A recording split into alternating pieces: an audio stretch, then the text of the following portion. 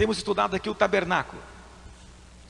O tabernáculo é a casa de Deus. Digo, o tabernáculo é a morada de Deus. Naqueles dias, Deus morava no tabernáculo. Onde é que Deus mora hoje, meus irmãos? Diga, na igreja. Diga, hoje, a igreja é o tabernáculo. Portanto, se nós quisermos entender a igreja do ponto de vista de Deus, precisamos de entender o tabernáculo. O tabernáculo, com todas as suas partes e os seus móveis, aponta para a igreja. A igreja é o tabernáculo de Deus hoje. E nós começamos a estudar o tabernáculo, e a primeira coisa que nós vimos são os materiais. A igreja é edificada com certos materiais, que nós estudamos aqui, que eu não vou repetir, você pode ouvir a fita depois. Depois nós vimos que o primeiro elemento na edificação da igreja, que a Bíblia descreve, é a Arca da Aliança, no Santo dos Santos. A Arca da Aliança, que simboliza a presença manifesta de Deus. Sobre a Arca da Aliança havia uma tampa chamada propiciatório, que era o lugar onde Deus falava, indicando com isso que a igreja só pode ser edificada quando Cristo entra para o centro da sua vida. Indicando com isso que só há igreja onde existe um lugar para a voz de Deus sair. Onde Deus está falando, onde Deus está liberando a sua voz, naquele lugar nós temos igreja. E na verdade essa é a grande distinção entre a casa de Deus e as coisas do mundo. Na casa de Deus nós podemos ter a voz de Deus, a palavra de Deus. Por isso a palavra ocupa um lugar central para nós.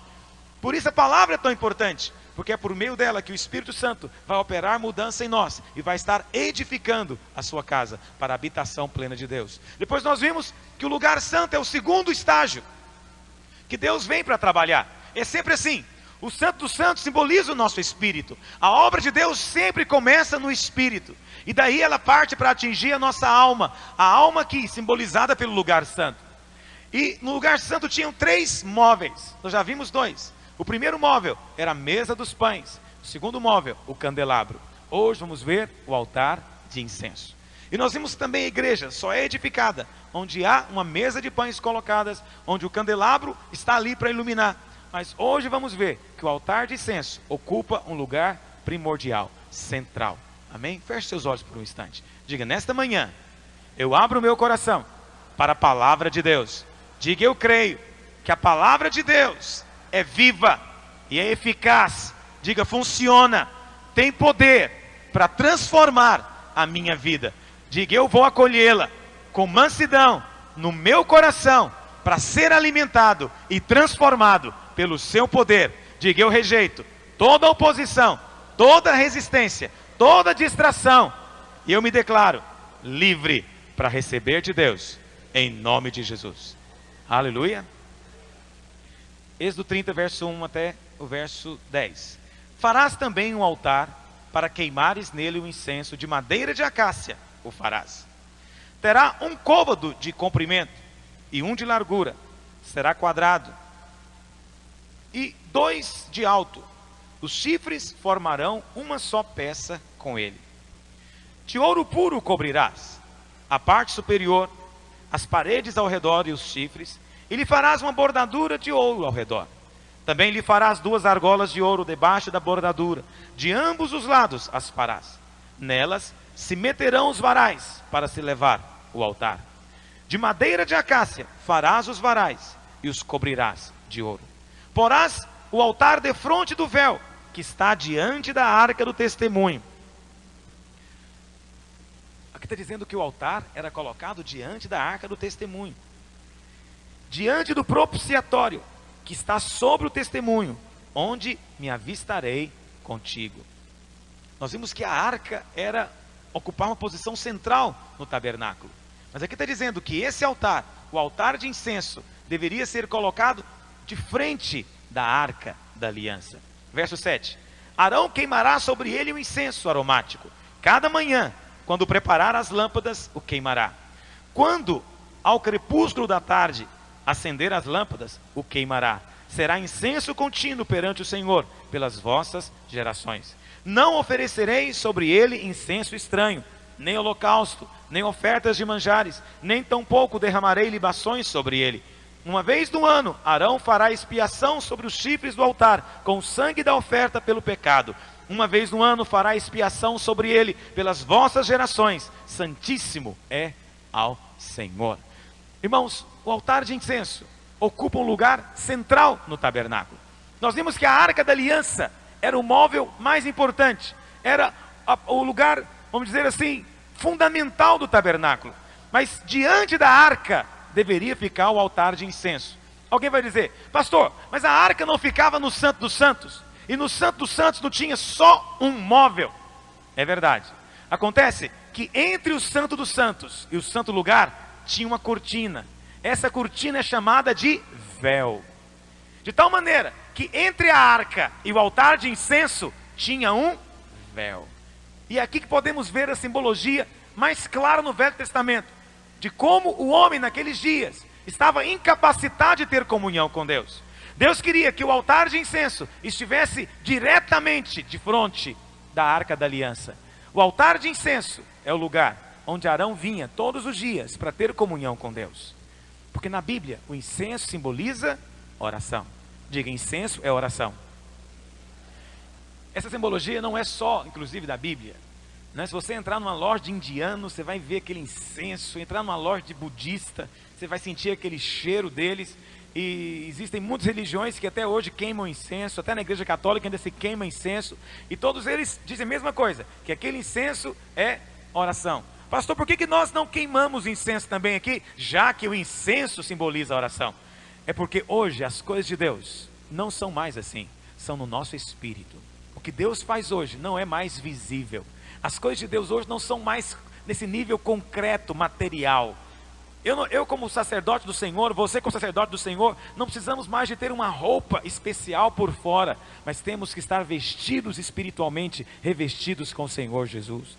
Hoje não precisamos mais de fazer sacrifícios de animais, porque o Senhor Jesus é o sacrifício eterno. Não precisamos mais de um sangue aqui visível, nós temos um sangue que nos cobre, que está colocado diante do altar lá no céu para nos santificar. E assim é com as coisas também. Não precisamos mais daquele incenso queimando, e alguém saindo, espalhando aquele incenso. Por quê? Porque as nossas orações é que permeiam o ambiente, permeiam o lugar. O mover de Deus depende do incenso. O mover de Deus depende do incenso. Pastor, como é que é hoje então? Deixa marcado aí em Êxodo, por favor, não desmarca. E vai lá para Apocalipse. Vamos ler no capítulo 8. A Bíblia fala que tudo que havia no tabernáculo era uma cópia das coisas que haviam no céu. Se no tabernáculo tem uma arca da aliança, no céu também tem uma arca da aliança. Se no tabernáculo tinha um altar de incenso, no céu também tem um altar de incenso. Porque todas as coisas do tabernáculo eram cópias, eram feitas de acordo com o modelo daquilo que existe no céu. E olha o que acontece. Olha o capítulo 8 de Apocalipse, verso 1. Quando o cordeiro abriu o 7º selo, houve silêncio no céu por cerca de meia hora. Então viu 7 anjos que se acham em pé diante de Deus, e lhes foram dadas 7 trombetas. Veio outro anjo e ficou de pé junto ao altar, com um incensário de ouro. Onde é que está esse altar? Diga, esse altar está diante do trono. Então preste atenção. No tabernáculo, a arca simboliza o trono. A arca era o lugar onde Deus vinha para falar com Moisés. Em cima da arca era o propiciatório, era de onde a palavra de Deus saía. A arca simboliza o trono. E aqui está dizendo que diante do trono tinha um altar, ou tem, não é tinha, tem um altar de incenso. Diante do trono tem um altar de incenso. E olha o que diz: e foi lhe dado muito incenso para oferecê-lo com as orações de todos os santos sobre o altar de ouro, que se acha onde, meus irmãos? O altar de incenso está diante do trono. Deus está movendo. A história é a história do mover de Deus. Deus está movendo sobre a terra. E assim, às vezes eu fico pensando se outras pessoas ficam preocupadas ou interessadas em saber disso. Mas Deus está movendo. Deus move na sua vida. Deus move na sua história. Deus move na história dessa igreja local. Deus move na história dessa nação, dessa cidade. Deus move na história da igreja nesse país. Deus está movendo em todo o mundo. Deus está movendo. O seu mover em alguns lugares é mover para juízo, mas é mover de Deus. Muitos perguntam, você quer estar no mover de Deus? E às vezes ficamos pensando, qual mover de Deus? Porque tudo é mover de Deus. Há lugares em que Deus move para juízo. Há lugar em que o seu braço move para para punição, para disciplina.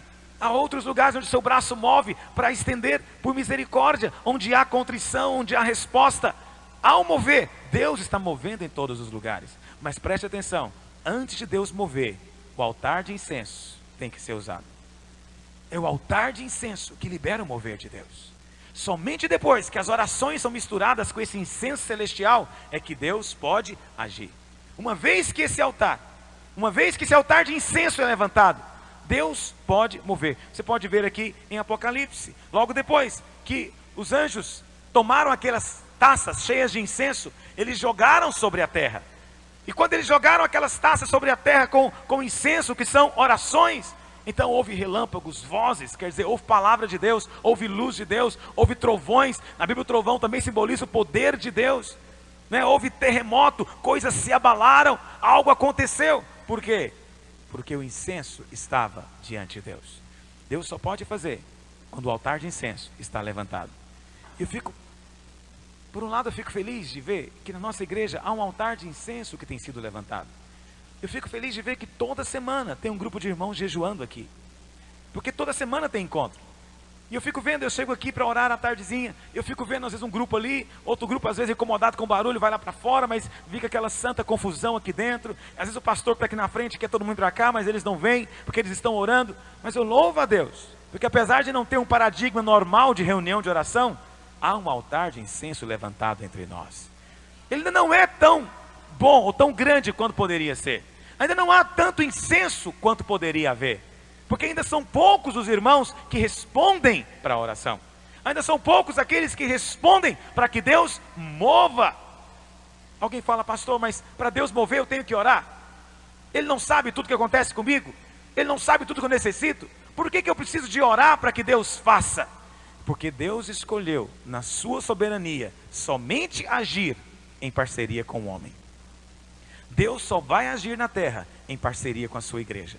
Se a sua igreja não responder na parceria, Deus não vai agir. Ele fica impossibilitado de agir.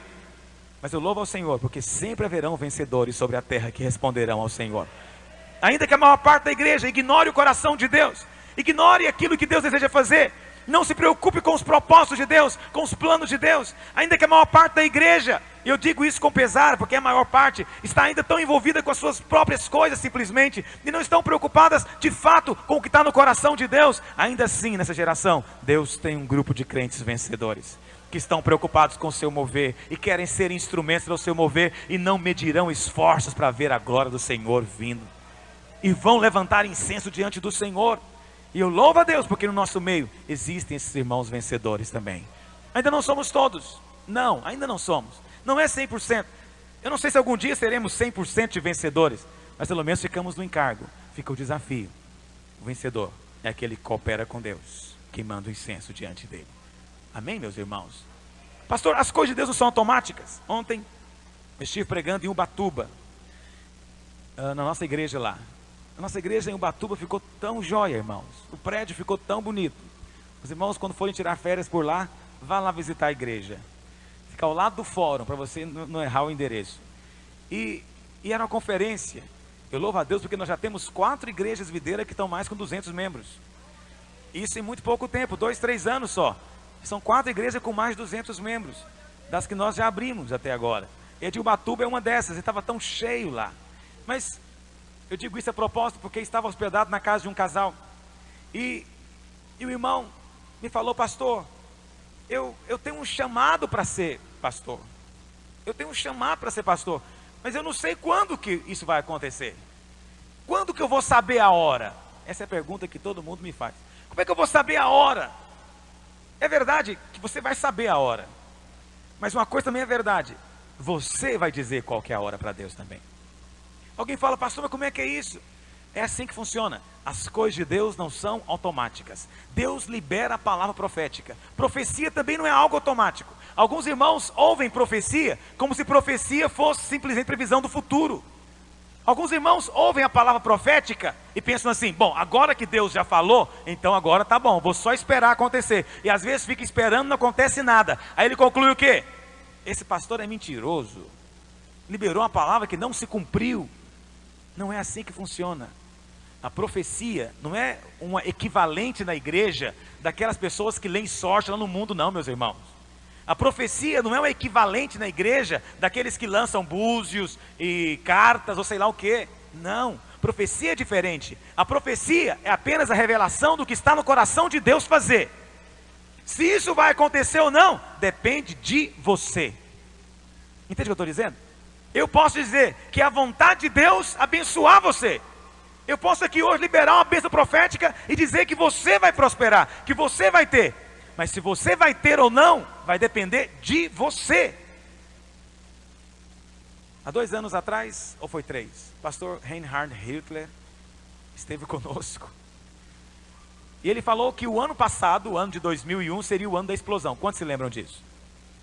E de fato se cumpriu nas nossas vidas. Mas não foi automático. Não foi automático. No ano passado, quando começou o ano, mas foi tão difícil. Aconteceram tantas coisas. Pecado, confusão, desânimo na vida de tanta gente. E células fechando. Eu falei, Deus, o Senhor falou que esse ano seria o ano da explosão, mas eu estou vendo agora uma implosão. E quando chegou abril, eu fui até Portugal pregar. E o pastor Reinhard estava lá. Ele me perguntou, e aí, irmão, já explodiu? Eu falei, irmão, eu posso dizer para você que implodiu até agora. Explosão mesmo que é bom, ainda não vi. Ele me contou uma história muito sábia. Ele falou, olha, tem um homem de Deus na Inglaterra, muito amigo meu, que de fato eu já o conhecia. Esse irmão estava numa reunião um dia, e um profeta de Deus estava pregando. E o profeta virou para ele, apontou o dedo para ele e falou, olha, os próximos anos da sua vida serão os melhores anos. Serão os mais frutíferos, serão os mais abundantes. Portanto, prepare-se para os próximos anos, porque eles serão os melhores. E aquele irmão ficou empolgado, né? Falou, puxa, eu estou com 55 anos. E o profeta está dizendo que os próximos anos serão os melhores. E ele ficou excitado, imagina, já tive tantos anos bons, vamos ter melhores agora. Passaram-se 15 dias. Aquele irmão foi ao médico. Estava com uma dor, chegou lá, tinha câncer. Estava num estágio tal que não tinha mais retrocesso. E o médico falou para ele, é de 3 meses a 6 meses seu prognóstico de vida. Ele falou, mas não estou entendendo. O profeta falou que os próximos anos serão os melhores. Será que é no céu? Agora eu chego aqui, eu estou com câncer, vou morrer? Só tem 3 a 6 meses de vida? E o pastor Reinhard estava me contando isso. E ele falou, sabe o que aconteceu? Aquele irmão tinha 2 alternativas. Primeira alternativa, dizer que o profeta se enganou. Ele estava empolgado, falou na carne. Aquilo não foi de Deus. Deus queria dizer, na verdade, é que eu ia para a glória. Que Deus queria dizer que eu ia morar com ele naqueles dias. E o profeta entendeu tudo errado. E achou que era outra coisa. E o pastor Reinhard disse que aquele irmão foi atrás do profeta. E falou para ele, irmão, como é que é esse negócio? Você falou uma coisa, agora aconteceu outra. É de Deus ou não? E o profeta disse para ele, tudo depende de você. Deus já falou. Você quer ou não? Essa era a segunda alternativa. Se Deus falou, então é certo, eu não morrerei. Antes viverei, diz a palavra de Deus. Se Deus disse que os próximos anos serão os melhores, então eu vou ter os próximos anos como sendo os melhores. E sabe o que aconteceu? Fui curado do câncer. E de fato os próximos anos foram os melhores. Por que aconteceu isso com ele? Aí o pastor Reinhard me disse, sabe por que aconteceu? Para você poder entender. Às vezes foi só por causa de você. Para você entender que às vezes você está achando que é algo automático, mas não é. Se haverá explosão esse ano ou não, depende de você cooperar com Deus e crer. Eu mudei minha postura. Eu falei para o Senhor, Senhor, não vou ficar sentado esperando a explosão. Eu vou trabalhar com o Senhor para explodir. E comecei a orar ao Senhor, e um dia os pastores reunidos ali na chácara, os pastores se lembram disso, veio de fato uma unção, uma concordância, algo de Deus, e de uma maneira miraculosa projetamos aquela campanha que nós fizemos, como depois viemos de fato a fazê-la, e o resultado foi mais de 1.100 pessoas foram batizadas num único dia. Saiu na televisão como algo inédito, por quê? Porque foi de fato um ano de explosão. Esse ano o Senhor nos deu uma palavra no dia 31 de dezembro, para o dia 1º, que este ano 2002 seria o que, meus irmãos? O ano da bênção tríplice. Eu me apropriei disso na minha vida, e apropriei como igreja, e logo no começo do ano o Senhor nos deu esse prédio. A intenção era só alugar, mas de repente, olha gente aqui, é nosso, nos pertence. Isso é bênção tríplice. O valor que esse imóvel aqui vale, nós não arrecadamos aqui em um ano de dízimo. Um ano, todo mundo aqui dando dízimo, não paga o valor desse imóvel. Por quê? Foi uma bênção sobremaneira maior. E eu vou dizer algo para você, eu ainda creio que tem algo mais ainda do que isso. Não sei exatamente como é, não sei exatamente como vai ser, mas eu sei que Deus tem algo ainda maior. E alguns irmãos têm me dito, pastor, eu me apropriei dessa bênção. E eu estava lá em Ubatuba agora, e os pastores me dizendo, pastor, o irmão pregou na nossa... Que eu preguei também depois na conferência lá em São Paulo. Eles dizendo, eu me apropriei dessa visão de Goiânia, de que é a bênção tríplice. E eles começaram a me contar o que Deus tem feito nas igrejas dele, de maneira realmente super abundante. Outros irmãos aqui têm me procurado dizendo, pastor, eu tenho me apropriado disso, já tenho visto acontecer a bênção do Senhor. Né, irmãos que tiveram salário triplicado aqui me procuraram domingo passado. Triplicado, irmãos. Triplicado. Irmãos que nunca haviam dado disso. Primeira vez que deram, o Senhor triplicou o salário dele. Deixa eu dizer algo para você. Se vai ser ou não bênção tríplice na sua vida, depende de você apropriar. Se a profecia se cumprirá ou não na sua vida, depende de você. Pastor, quer dizer que a profecia não é algo definido e acabado? Não. A profecia é como um sinal. É Deus dizendo, olha aqui. Eu posso fazer isso, eu quero fazer isso. E eu estou aguardando só que você queira também. E queira cooperar. Como? Queimando incenso diante dele.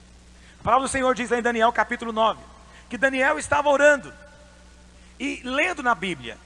E ele leu no profeta Jeremias que o tempo do cativeiro do povo de Israel deveria ser de 70 anos. Deus havia determinado um tempo para o cativeiro. Alguém poderia dizer, não pastor, essa profecia é exata. Deus falou que era 70 anos, então não vai ser nem um dia a mais. É verdade. Daniel talvez fosse pensar assim como você.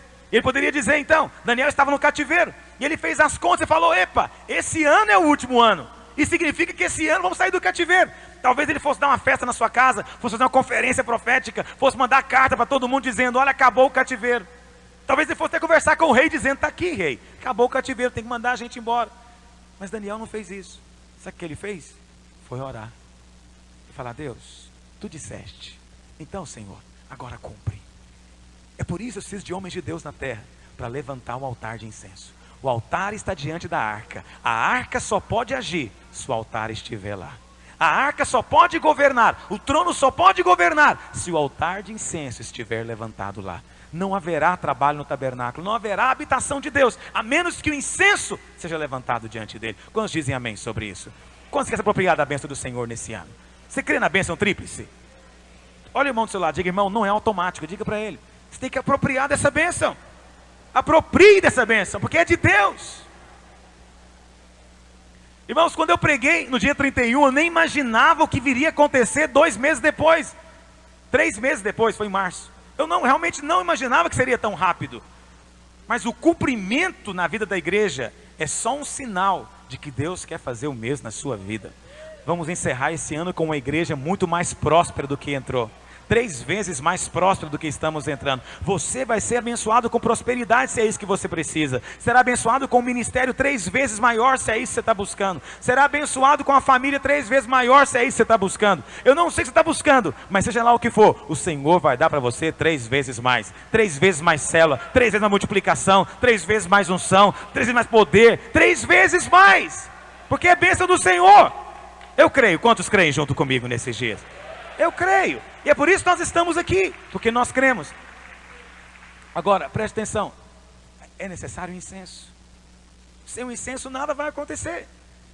Se o incenso não for colocado diante de Deus, nada vai acontecer. Eu queria analisar com você alguns princípios aqui em Êxodo capítulo 30, relacionados ao altar de incenso. Primeiro princípio. Os irmãos estão cansados? Hoje nem está fazendo calor. Qual é a impressão minha? Não é maravilhoso isso?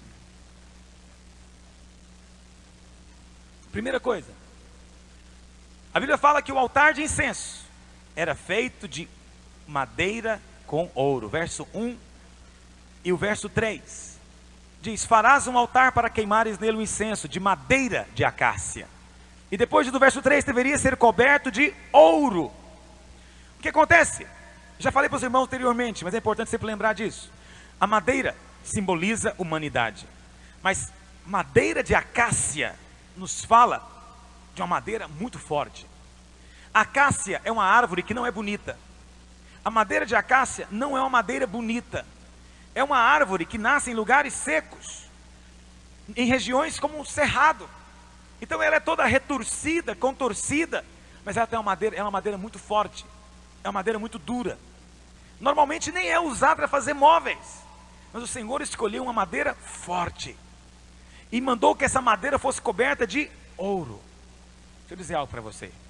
O ouro nos fala da glória de Deus, da natureza de Deus. Sem o ouro, Deus não aceita nada. Deus só aceita aquilo que vem coberto de ouro. Deus só aceita aquilo que é permeado da sua natureza, da sua vida, da sua unção. Mas preste atenção, não adianta também cobrir de ouro madeira mole. Sabe, o mogno é uma madeira macia. É bonito o mogno. É uma madeira ornamental. Mas não adianta cobrir o mogno de ouro, porque Deus não vai aceitar. Deus só pode aceitar madeira forte. O que isso nos fala? Isso nos fala que permanecer numa posição de levantar incenso diante de Deus exige, por um lado, natureza de Deus, exige glória de Deus, por outro lado, exige postura de homem. Postura de homem. Sabe qual o grande problema muitas vezes no meio da igreja? É que existe muita criança. Quando eu falo de ser homem, não me refiro aqui necessariamente a masculino ou feminino, mas eu me refiro a uma postura de força, de firmeza, de maturidade, de perseverança, sabe, de estar de pé e dizer: desse chão aqui eu não saio, eu fui levantado como coluna na casa do Senhor e eu vou sustentar o lugar que eu fui plantado. Sabe o que às vezes falta? Há muita criancice às vezes. Irmãos dizendo: ah, pastor, a pressão é grande demais, eu vou parar, eu acho que não é de Deus. Sim, a pressão é grande. Queimar incenso implica em ter muita pressão. O altar é um lugar muito pressionado. Ah, pastor, eu comecei a orar, mas eu comecei a orar e tanta pressão que veio. E aí você para por quê? Porque é madeira mole, é madeira macia, é madeira que não aguenta quando vem as intempéries. É madeira que não aguenta, não tem resistência. Só podem trabalhar com Deus em oração aqueles que têm essa firmeza de dizer: eu vou estar com o Senhor, custe o que custar. O vento pode vir muito firme. Dizem que o cedro do Líbano é uma árvore tão resistente que quando vem as tempestades mais fortes, ele se curva, mas nunca se arranca do chão. Às vezes ele fica curvado, tanto que o vento é forte, mas nunca pode ser arrancado. Nós também precisamos de ser como o cedro do Líbano. Precisamos ser fortes como essa madeira de acácia. O vento pode estar duro, eu posso às vezes até estar emborcando por causa do vento, mas ninguém me arranca daqui, não tem força que me tira daqui, porque eu estou fincado na rocha que é o Senhor Jesus. Mas quantos têm essa postura? Muitos de nós somos tão maleáveis, cedemos tão facilmente, cedemos tão rapidamente. A obra de Deus será feita com homens e mulheres que têm essa fibra de dizer: eu vou persistir e vou ver a bênção do Senhor. Amém? Quantos querem ter essa postura aqui nesses dias? Por que muitos começam a orar e nunca continuam orando? Porque falta essa firmeza, falta essa força, são fracos. Mas não são fracos espiritualmente, são fracos naturalmente. A cama os vence, a comida os vence, o lazer os vence, a televisão os vence. Vence por quê? Isso não é porque você não tem força espiritual, você não tem força natural. Não há uma alma forte dentro de você, no bom sentido da palavra. Não há força de vontade em você, por isso você não consegue cooperar com Deus. O trabalho de Deus só é feito com homens e mulheres que têm essa fibra. Entende? Existe uma força que é espiritual. Existe uma força que é a completa dependência de Deus. Mas uma outra força, meu querido, que é você que tem que se esmurrar. Entende? Hoje de manhã, viajei ontem, estava exausto, acordei hoje 6 horas da manhã, mas estava tão quentinha a cama, irmãos. Estava fazendo um ventinho frio. Eu nunca durmo coberto, né? Mas aí com o ventinho frio a gente colocou alguma coisa em cima e fica tão aconchegante. Eu abri o olho, falei: Senhor, me libera hoje. Você tem orado assim também? Isso não é incenso. Isso é mau cheiro diante de Deus. O Senhor, parece que o Senhor dá até uma dura na gente. E de repente você sente, eu sinto pelo menos, né? meu coração dispara, eu falo, meu Deus, o que eu estou falando? Eu levanto num pulo. Mas confesso a você, não é gostoso levantar. Não é agradável levantar. Sabe, eu não sou diferente de ninguém. Alguns irmãos falam, pastor, porque você tem um dom de acordar cedo. Tem não.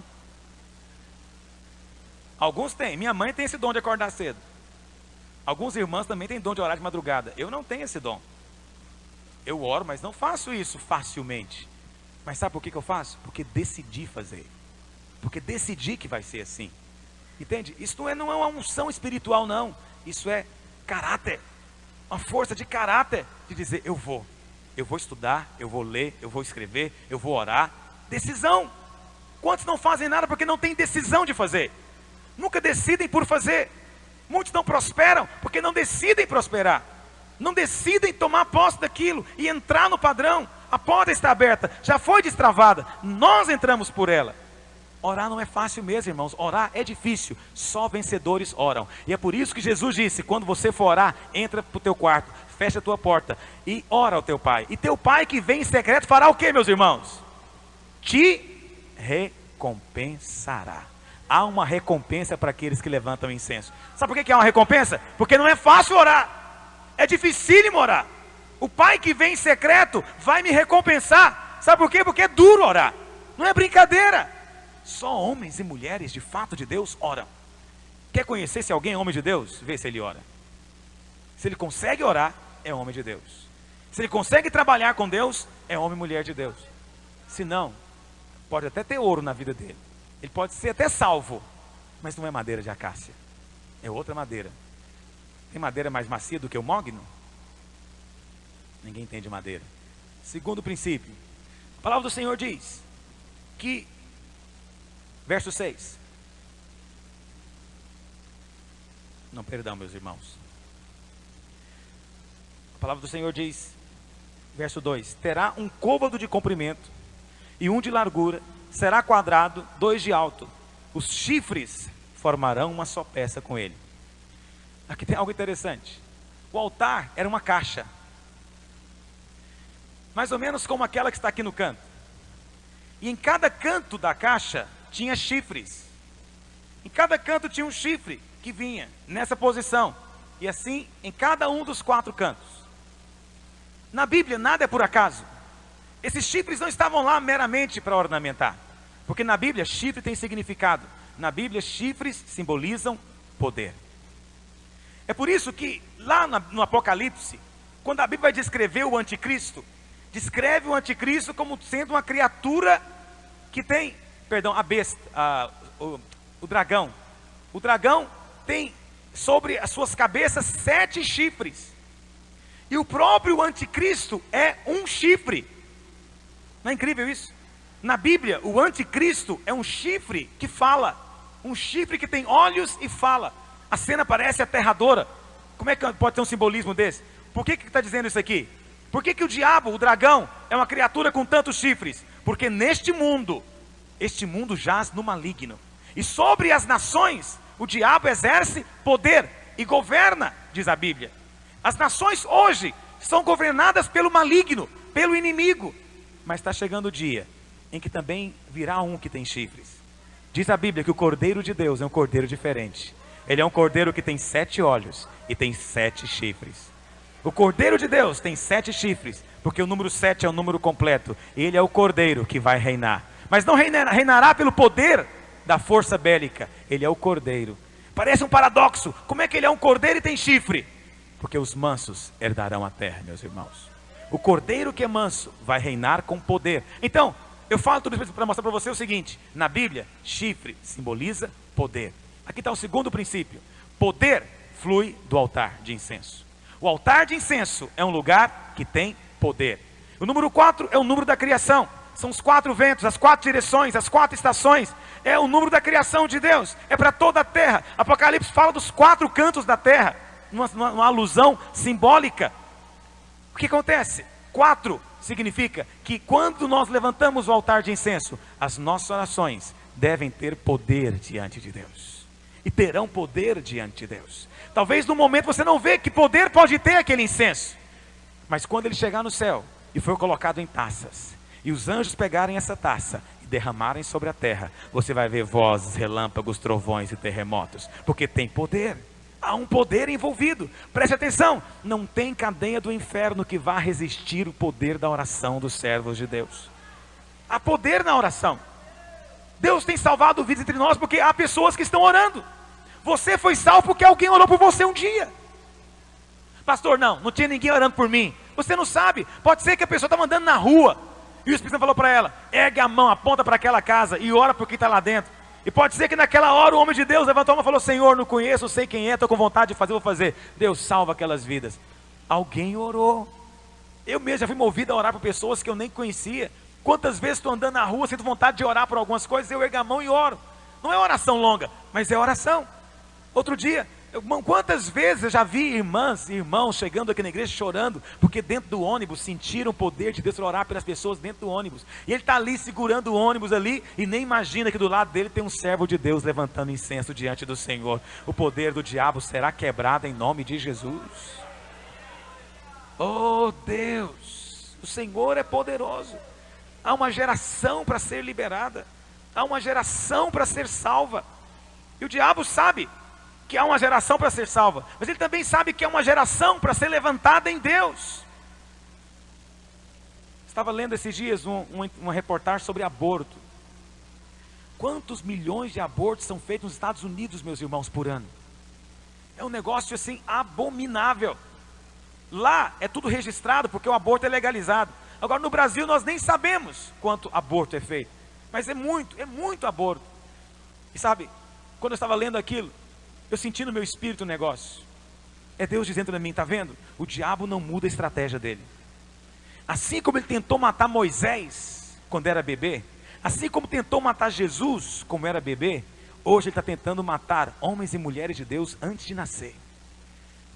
Quantos desses abortos não poderiam ser homens e mulheres de Deus? O diabo não sabe. Como ele não sabe, ele mata numa carnificina. E ele sai matando. E ele sai matando porque ele é assassino. Ele quer matar. E você pensa que o diabo quer matar por quê? Porque ele quer impedir que homens e mulheres, profetas de Deus, se levantem na próxima geração. Ele sabe disso. Por que ele tem destruído casamentos? Porque ele quer impedir que homens e mulheres de Deus se levantem na próxima geração. Ele quer destruir as pessoas ao ponto que sejam irrecuperáveis. Mas para o nosso Deus não haverá limites em todas as suas promessas. Ele vai cumprir. Agora, precisamos de orar, meus irmãos. Precisamos de orar. Você faz ideia de quantos homens de Deus estão lá fora precisando ainda de ser salvos? Você faz ideia que profetas ainda não vieram a conhecer a Deus? Apóstolos ainda não vieram a se converter? E poderão se converter através dos seus incensos levantados diante de Deus. Deus quer trazê-los. Deus quer trazê-los logo. Mas se o Senhor fará isso ou não, em grande parte, depende se nós levantaremos incenso ou não. Não me importa se outros não estão fazendo. Eu quero fazer diante do Senhor. Não faço muita questão de às vezes ninguém perceber ou não reconhecer, mas eu quero saber que eu estou participando de algo que faz parte do mover de Deus. Ninguém vê, porque Deus move nas sombras. Muitos irmãos pensam que o mover de Deus é espetacular. Muitos irmãos pensam que o mover de Deus é o mover dos estádios, é o mover das multidões. Isso aí é só aparência do reino de Deus. A realidade do mover de Deus é invisível. A realidade do mover de Deus só pode ser vista por quem está no mover. Quem está no mover percebe o outro que está no mover. Entende o que eu estou dizendo? O mover de Deus, ele é oculto, ele é secreto, ele é escondido, porque Deus age nas sombras, Deus age nos quartos escondidos, Deus age nos retiros distantes, Deus age nos lugares fora da vista do homem, e fora da vista até do inimigo também, e Deus está movendo ali, nos lugares mais improváveis, através das pessoas mais improváveis, o Senhor está levantando incenso nesses dias, mas jamais deixará de haver incenso diante do Senhor, porque o poder de Deus deverá ser liberado. Quantos concordam comigo, meus irmãos?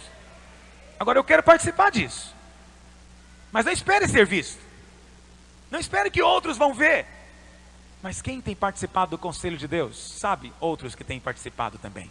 Quem tem compartilhado o coração de Deus, identifica outros que têm participado também, outros que têm estado também.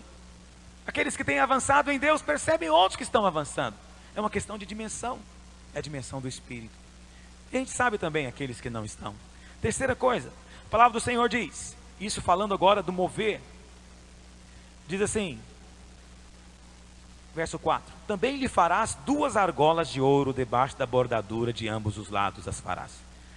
Nelas se meterão os varais, para se levar o altar.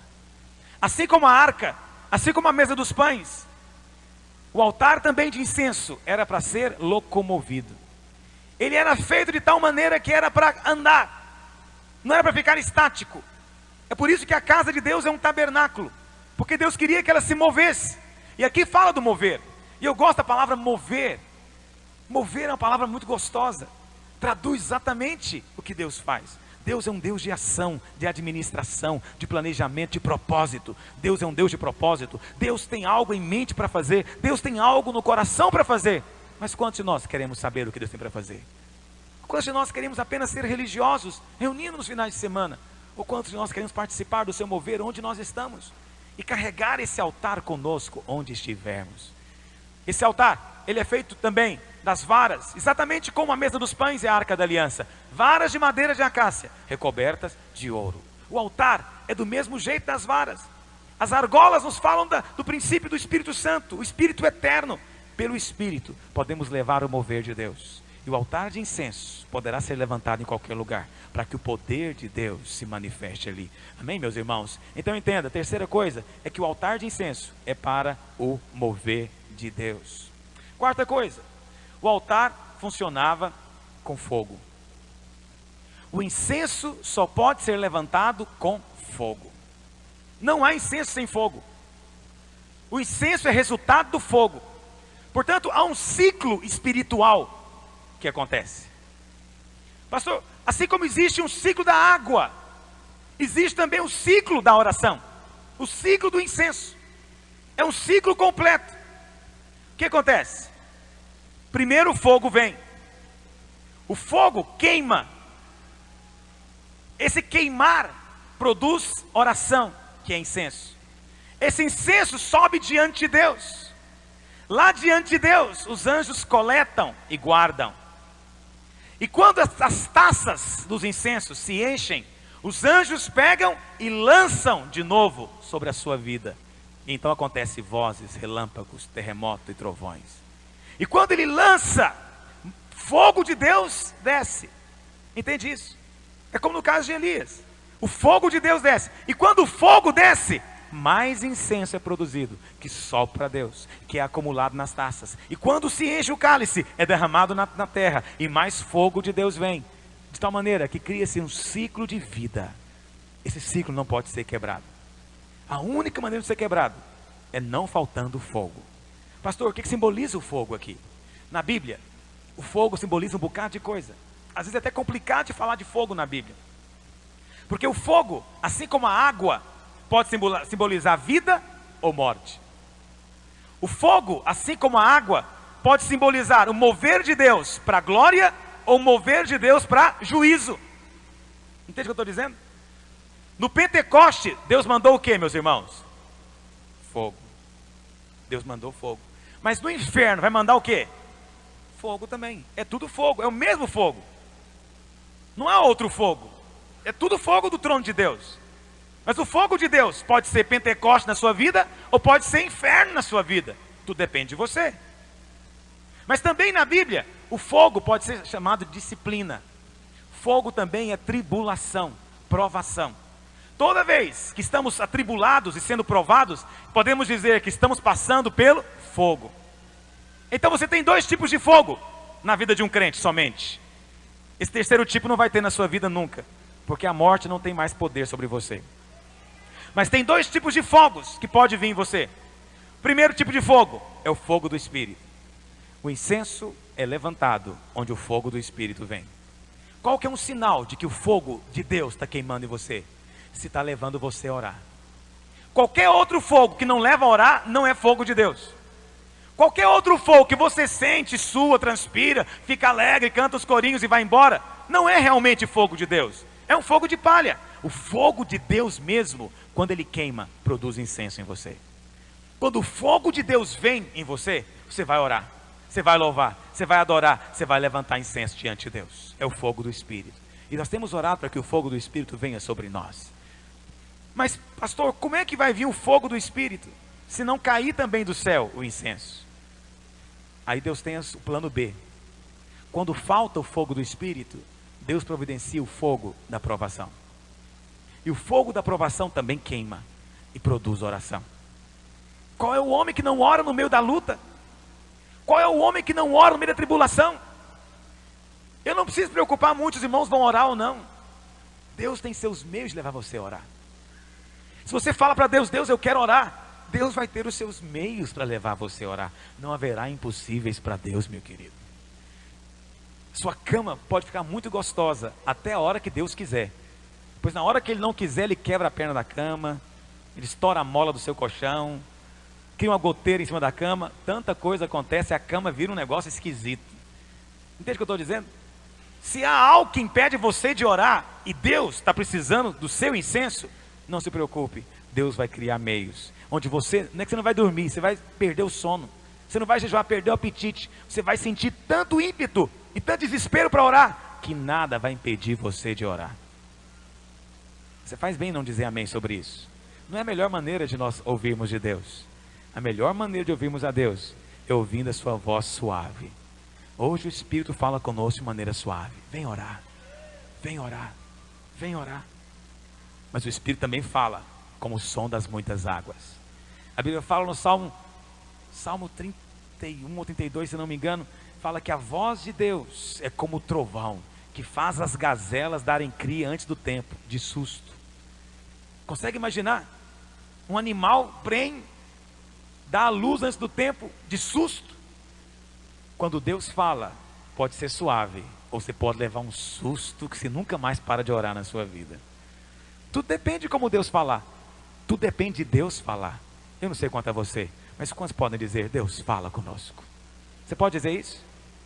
Senhor, de qualquer jeito, fala. Fala. Seja na voz suave daquele murmúrio, seja no trovão que estoura, não importa, eu quero a voz de Deus. Há dois tipos de fogo. Sem fogo não há incenso. Por que muitos não oram? Porque não tem fogo do Espírito e nem tem problema. Ele não precisa de orar. Ele não tem que orar. Ele não tem fogo do encargo. Ele não tem fogo da responsabilidade. Ele não tem fogo. Se ele lidera a célula, ele vai orar porque ele sente o problema. Ah, minha célula, meu Deus, tem que crescer, multiplicar. Ele ora. Mas se ele não lidera a célula, por que ele vai orar sobre isso? Se ele não tem problema, não há luta financeira, o emprego dele é maravilhoso, tudo debaixo da tremenda bênção, ele não ora. Não tem fogo para ele orar. Não há fogo algum para ele orar. Entende o que eu estou dizendo? Sem fogo não há incenso. O altar de incenso só funciona com fogo. Agora, a Bíblia fala de um outro tipo de fogo que devemos evitar. É chamado de fogo estranho. Existe um fogo que a Bíblia fala que é fogo estranho. E por causa desse fogo estranho, homens de Deus morreram. Nadab e Abiú foram consumidos porque havia um fogo estranho. Que fogo estranho que é esse? É quando a nossa oração é religiosa. Deus não aceita. Isso é incenso estranho. O texto fala também de incenso estranho. Olha o verso 9. Não oferecerei sobre ele incenso estranho. Incenso que não é segundo o meu padrão. Entende? Isso aí é o incenso da religião. É do corinho cantado da boca para fora. É da oração mecânica feita da boca para fora. Temos que ter muito cuidado para não sermos religiosos. Porque religião é fogo estranho diante de Deus. Deus não aceita. Pastor, qual que era o fogo que era usado no altar de incenso? A Bíblia fala que no dia que o tabernáculo foi inaugurado, caiu fogo do céu. E o fogo veio e acendeu o altar de holocausto. E o fogo nunca mais se apagou no altar de holocausto. E o fogo, de fato, do altar de holocausto está aceso até hoje. Porque o altar de holocausto nos fala da cruz. O fogo da cruz está queimando até hoje. É o fogo do juízo de Deus. E é por ele que nós somos salvos. O sacerdote então pegava da brasa que estava no altar e levava para acender o candelabro e acender o altar de incenso.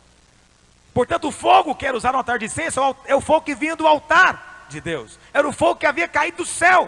Deus só aceita o fogo que vem dele. É só o fogo que vem dele. Deus não aceita fogo da alma. Deus não aceita fogo de palha. Deus não aceita, animação humana. Deus não aceita religião humana. Também não aceita indiferença humana. Não aceita religiões que são rezas. Não aceita orações que são vãs repetições. Deus não aceita, aquela oração que não passa às vezes, diz a Bíblia, de clamor de tolos. Por quê? Porque não vem do fogo de Deus, mas vem da cerimônia, vem da aparência, vem da superficialidade humana. Oh, irmãos, enquanto estivermos juntos aqui, eu tenho um chamado de Deus. A religião não vai dominar essa igreja. Enquanto o Senhor me preservar neste lugar, eu vou estar espiritando você toda semana. Não vou admitir que você se torne um religioso, cheio de capa, cheio de orações solenes e bonitas, mas sem realidade de um coração esquentado para Deus. Sem a realidade de um fogo vivo diante de Deus. Enquanto estivermos aqui, eu digo isso diante de Deus, nós vamos estar aqui para mutuamente nos aquecermos e esquentarmos. Mas a religião da frieza da morte não vai entrar neste lugar em nome de Jesus. Mas haverá sempre um coração derramando diante dele neste lugar, para que haja sempre incenso sendo levantado diante dele, e para que o coração dele se alegre no nosso meio. Sabe, não se exige que você seja perfeito. Deus não está querendo que você seja perfeito na sua força humana. Não se exige de você grandes coisas. O que Deus espera de você é um coração para Ele. Coração aquecido, coração quente, coração que tem fogo. Uma vez que tem o fogo, o incenso será queimado, a taça será jogada e o poder de Deus será liberado. Aleluia. Não há poder onde não há oração. Não há crescimento onde não há oração. Essas cadeiras não vão ser cheias sem oração. Este lugar não vai ser tomado de glória de Deus se não houver incenso. O incenso é que traz a glória de Deus. O incenso é que traz a oração. Por fim, a Bíblia fala que esse incenso, queimado pelo fogo, ele tinha algumas funções, e ele acontecia associado com algumas coisas. Primeiro, quando o incenso era queimado, diz a Bíblia, era queimado para aroma, para perfume, diz a Bíblia no verso 7. O incenso é para produzir um ambiente para Deus. Deus só pode agir no ambiente perfumado. O que é isso? Um ambiente apropriado para Ele. Deus não pode operar, a não ser que haja um ambiente limpo nesse sentido, puro, mas mais do que isso, cheiroso. Paulo diz que nós somos para com Deus o bom perfume de Cristo. Deus só pode agir num lugar perfumado. A Bíblia fala, meu querido, que o pecado tem mau cheiro. Na verdade, carne deveria chamar-se carniça, porque para Deus tudo aquilo que é carne é mal cheiroso. Deus sente repugnância do pecado, porque para Deus o pecado é putrefação, o pecado é morte. Para Deus o pecado é algo repugnante, assim como é a aparência de um defunto, com aquela cor amarelo esverdeada, nem sei dizer o que é aquilo, com aquele cheiro e aquela coisa terrível. Aquilo para Deus é o pecado. Por outro lado, a oração é vida e libera incenso. Sabe, irmãos, a melhor coisa é chegar numa reunião e perceber o ambiente de glória de Deus. A coisa mais triste é chegar numa reunião e o ambiente é insípido, não tem cheiro de nada. Você não vê nem cheiro de vida nem de morte, não tem cheiro de nada, é insípido. Você não sabe, você fica sentindo o ar, fala, o que está acontecendo? Não tem nada. Deus abomina isso. É melhor ser mal cheiroso do que ser insípido. Porque pelo menos o mal cheiroso, Deus vai tratar com ele, vai lavá-lo, vai limpá-lo. Os irmãos viram hoje? Depois que convidei os irmãos para virem se arrepender, você consegue perceber o ar como ficou diferente? Quantos conseguem perceber isso? Ou foi só eu que percebi? Mas cada vez que eu chego aqui, eu tenho o dom de sentir cheiro no ar. E eu sei quando o ar está insípido, e sei quando não está. Entende o que eu estou dizendo? Mas o ar só pode estar impregnado se incenso foi levantado. Onde não há incenso, também não há esse ambiente para Deus agir. Deus só age no meio do perfume, do incenso queimado diante dele. É só aí que Deus age. Segunda coisa, no capítulo 30 mesmo, no verso 34, tem uma descrição do incenso.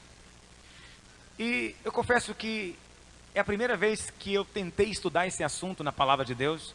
Não consegui achar nenhum livro, nem na internet, lugar nenhum, que me explique exatamente o significado de cada elemento do incenso. Mas algum dia o Senhor vai me revelar e eu vou contar para você. Mas teve algo que eu li, que me chamou a atenção e que eu penso que é revelação. O incenso era feito de 3 elementos, que está no verso 34. Disse mais o Senhor a Moisés, toma substâncias odoríferas. Aí fala, estoraque, onixa e gálbano. É maravilhoso que ninguém dá conta de saber direito o que é isso. Mas eu li na enciclopédia e lá fala pelo menos o que significa isso em termos de planta, de biologia. Que tipo de substância é essa? E é interessante que duas delas são substâncias, essas duas primeiras, estorac e onixa, na verdade são compostos da mirra. E são substâncias muito cheirosas, muito aromáticas.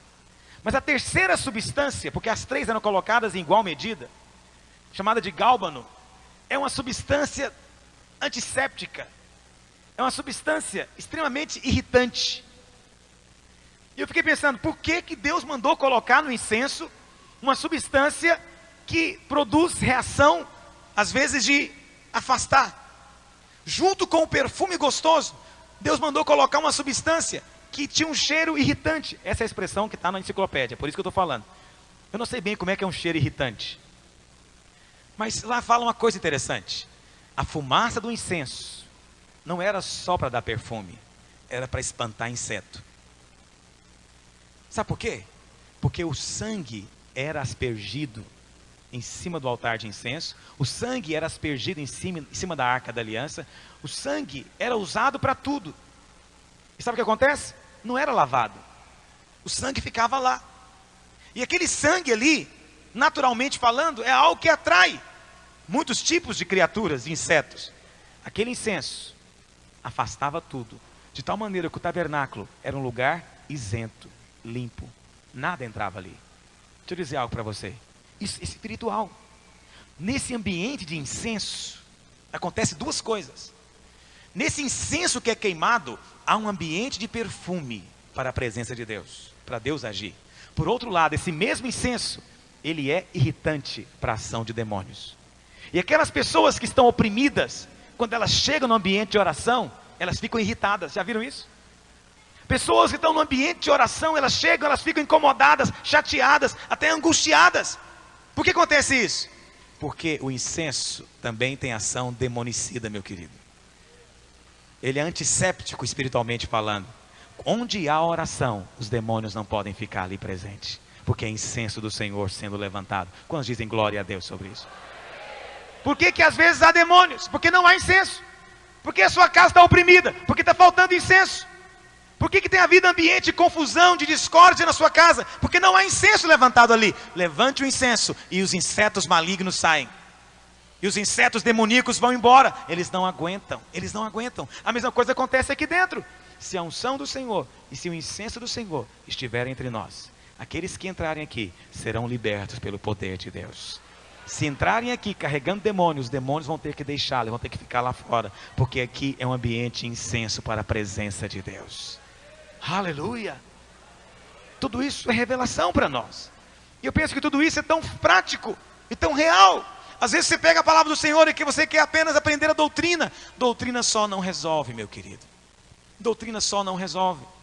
A palavra do Senhor diz que o incenso, ele deveria ser queimado em 2 momentos do dia. Olha o que diz, verso 7. Arão queimará sobre ele o incenso aromático, cada manhã, quando preparar as lâmpadas do candelabro, o queimará. E ao crepúsculo da tarde, quando acender as lâmpadas, o queimará. Mas será incenso contínuo perante o Senhor. Veja, a cada 12 horas o incenso deveria ser renovado. Não é que ele era apagado, ele deveria ser renovado. O incenso era contínuo, mas ele era renovado 2 períodos por dia. É assim que acontece também conosco. A Bíblia fala que temos que orar sem cessar. Os irmãos creem nisso? Orar sem cessar? É de Deus isso? Isso é um incenso contínuo. Oramos sem cessar andando no carro, oramos sem cessar louvando o Senhor, clamando por Ele, invocando o seu nome. Oramos sem cessar dizendo um glória a Deus andando pela rua. Oramos sem cessar, mas não de maneira religiosa. Oramos sem cessar no nosso dia a dia. Por outro lado, há 2 momentos da palavra de Deus em que deveríamos parar para renovar. O primeiro momento é de manhã. De manhã porque é o melhor momento do dia. Porque é o começo, e o começo é para Deus. Todo começo é de Deus, tudo que é primeiro é de Deus. Mas também deveria acontecer no pôr do sol. O pôr do sol era a hora em que Deus vinha ter comunhão com Adão. O pôr do sol é o momento do dia em que naturalmente o ser humano se volta para as coisas espirituais. O pôr do sol é o momento em que você naturalmente se quebranta e se volta para si mesmo e para dentro. É o momento de você renovar incenso diante de Deus.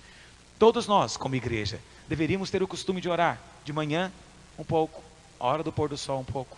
Quem sabe não viríamos para cá orar todos os dias, ou um dia por semana, vir aqui 6 da tarde, passar por aqui, entrar, orar por alguns minutos, depois você vai embora. A Bíblia fala a respeito disso. O incenso tem que ser renovado. Mas o principal é que o incenso estava associado com o candelabro. O altar de incenso estava associado com 3 coisas no tabernáculo. Que são 3 coisas sem as quais oração não existe. Já vou encerrar agora. Primeiro, o incenso estava associado com o altar de holocausto. A Bíblia fala que o fogo que queimava no altar de incenso vinha do altar de holocausto. O que significa isso? O fogo para a sua oração depende da sua experiência de salvação diante de Deus. O altar de holocausto é a experiência de salvação. Só aquele que é salvo pode de fato queimar incenso diante de Deus. Segunda coisa, a Bíblia fala que todos os dias, na hora em que fosse acender o candelabro, ou que fosse lá preparar o candelabro, também se deveria queimar incenso, porque há uma relação entre incenso e candelabro, há uma relação entre oração e luz de Deus, oração e revelação. O candelabro só funciona propriamente com o altar de incenso, ou seja, só há revelação onde há oração, só há luz de Deus onde há oração. Por outro lado, o inverso é verdadeiro também. Só há oração genuína onde o candelabro está brilhando. Só há oração viva no meio daqueles corações que têm tido revelação da luz, do poder de Deus. E por fim, a Bíblia fala, eu quero que você leia por favor, verso 10.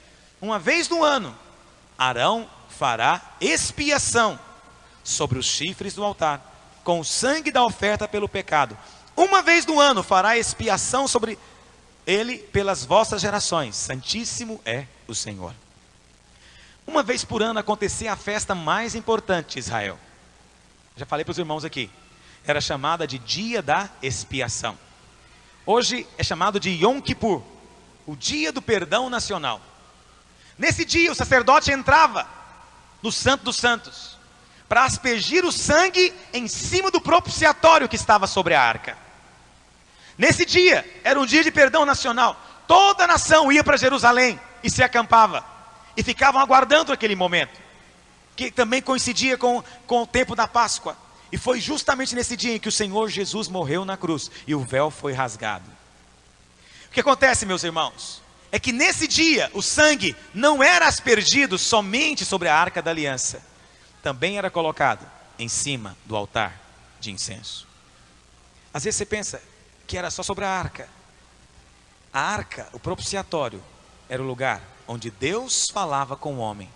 Mas o altar de incenso é o lugar onde o homem falava com Deus. Para poder ouvir de Deus, precisa do sangue. Mas para poder falar com Deus, você também precisa do sangue. É uma comunhão de via dupla. E não importa o lado, só podemos chegar baseado no sangue do Senhor Jesus. Eu não quero aqui passar para você uma ideia de que oração é algo complicado ou que é difícil.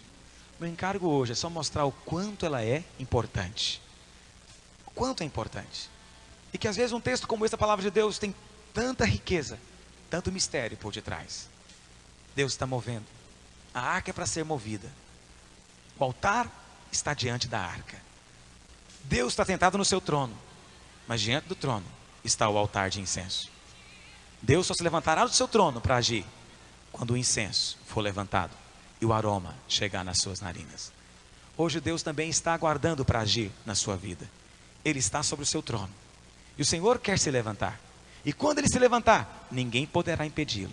Mas antes que Ele possa se levantar, o incenso tem que chegar diante dEle. Quantos querem levar incenso diante do Senhor? Vamos ficar de pé. Vamos pedir ao Senhor que nos dê esse encargo. Pedir ao Senhor que nos livre da religião, da religiosidade, e nos dê esse encargo. Mas mais ainda, olha para cá um instante. Vamos fazer um compromisso como sacerdotes do Senhor aqui. Eu não sei quanto a você, mas quando eu me reúno aqui, eu venho aqui para sentir o toque e o poder de Deus. Quantos vêm para isso também? Agora, quantos aqui são ministros na casa de Deus? Só esses? Nós somos uma igreja de quê? Onde o quê? Diga ao seu vizinho, meu irmão, você é um ministro, diga para ele. Você é sacerdote. Agora olha para cá de novo. Quem é que tinha função de queimar incenso diante de Deus? Quem? É o pastor? Sou eu sozinho? Quem tem que queimar incenso diante de Deus? Se essa igreja vai ter um ambiente apropriado para o mover de Deus, depende se os sacerdotes, olha o meu dedo apontando para você, depende se os sacerdotes queimarão incenso diante dele. Se haverá um ambiente livre neste lugar, depende se os sacerdotes prepararão um ambiente para Deus. Quando você vier para cá, assuma sobre si essa responsabilidade. O incenso é sua responsabilidade também. Diga amém. Quantos concordam que é sua responsabilidade também? Concorda mesmo? Não aceite reunião que não seja cheia do poder de Deus. Não aceite. Fala, Deus, eu não aceito isso. Essa reunião vai romper e vai ter manifestação do teu poder neste lugar. Essa reunião vai ter o teu toque, porque eu estou aqui para queimar incenso e para ter um ambiente para o Senhor. Agora, na sua casa, para que o poder de Deus possa agir, você tem que também queimar incenso lá dentro. Se não houver um ambiente de incenso, Deus não pode agir. O aroma da sua casa não é o sachê que você põe. O aroma da sua casa é a doce presença de Deus, o incenso das suas orações. Erga as suas mãos para o Pai nessa hora. Fale com Ele agora. Deus, faz de mim um sacerdote que queima incenso. Deus, ajuda-me a gerar ambiente para o Senhor onde eu estiver. Ajuda-me, Senhor, a liberar um ambiente para a Tua presença, para que o incenso do Senhor possa fluir. Fala para o Senhor, fala, Deus, que o Teu incenso possa espancar toda a obra do diabo. Que o Teu incenso, Senhor Deus, possa de fato ser antisséptico, destruir a contaminação do inferno, destruir a contaminação do maligno. Oh Deus, olha para os Teus filhos agora, estão se rendendo diante do Senhor, ó Deus. Senhor Deus, olha para cada um desses sacerdotes diante do Senhor. Toca-lhes no coração. Toca-lhes. Que eles possam, ó Deus, queimar incenso diante do Senhor, do Teu altar. Deus poderoso, livra-nos de sermos religiosos aqui. Mas queremos ser sacerdotes que queimam incenso diante do Teu altar. Ainda de mãos erguidas, diga em nome de Jesus. Eu declaro que o altar de incenso está levantado neste lugar, na casa de Deus. E na minha casa, que é casa de Deus, diga, eu declaro que o incenso do Senhor, o bom perfume das nossas orações, crie um ambiente para o seu poder, para a sua glória se manifestar. Diga, eu declaro que o incenso de Deus remove, destrói toda obra maligna, toda a cadeia do inferno. Diga, como sacerdotes, nós declaramos que a glória de Deus vem sobre este lugar, sobre as nossas vidas, em nome do Senhor Jesus. Amém? Dê um abraço em pelo menos 5 irmãos perto de você. Tem uma semana de vitória. Fala para ele, irmão, vamos queimar incenso juntos.